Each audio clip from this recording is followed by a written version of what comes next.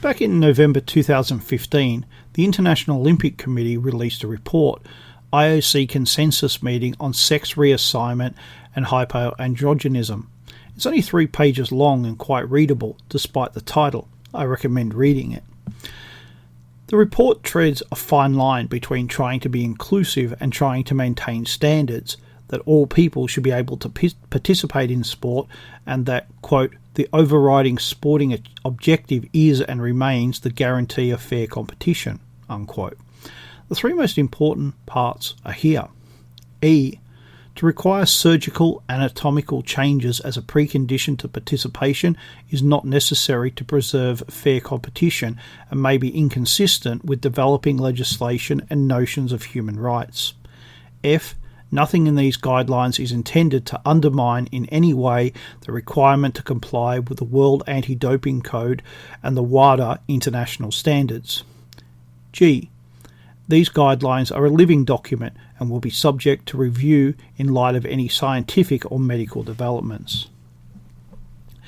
E means that if you say you're a particular gender, then you are, and G uses the dreaded word, these guidelines are a living document.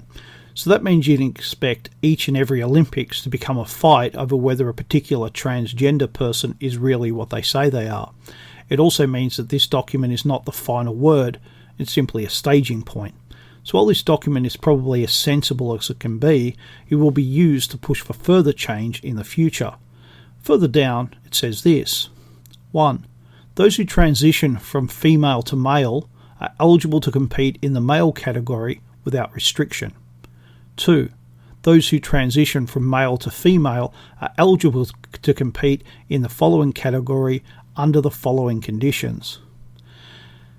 It's probably not that big an issue for women who say they are now men to compete against men.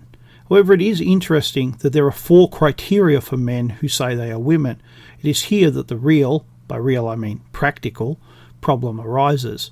Men are much stronger and faster than women, so when a man says he is now a woman, he has an enormous advantage. If a country or a person is so consumed with the desire to win at all costs, then this leaves the way open for legal cheating. Soon you will start to see female records being broken left, right and centre. We will all be told it's because female athletes aren't holding back now. Their training is that good. They are that dedicated and motivated. We'll be told that we must spend more on female sports because they are doing so well, that women should get the same prize money as men as they're just as good, and rarely, if at all, will we be told that Erica used to be Eric.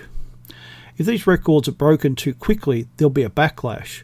If, however, they occur in 15 years' time, then people most likely will have been seduced by gradualism, the idea that over time people just get used to things, even crazy things. Then most people will simply go along with it. But over this time we will start to break the idea of the Olympics, faster, higher, stronger, because as people lose confidence that the Olympics are the best, they will turn off. They will not want to compete, watch or finance the games. For liberalism, this is a good thing. Competitors compete for their country at the Olympics and they win prizes. Modern liberalism isn't keen on either idea. People should compete for their personal glory and ambition, not for their country. Furthermore, graded prizes are not the idea of equality. It would be better if each person was rewarded for attending, not for proving that they were better than others. Real athleticism is not what liberalism wants, because it shows the idea that all people are equal to be a lie. Maybe liberalism will be able to make the Olympics an unprincipled exception, but transgenderism doesn't point that way at all. It points to more liberalism and more ideology.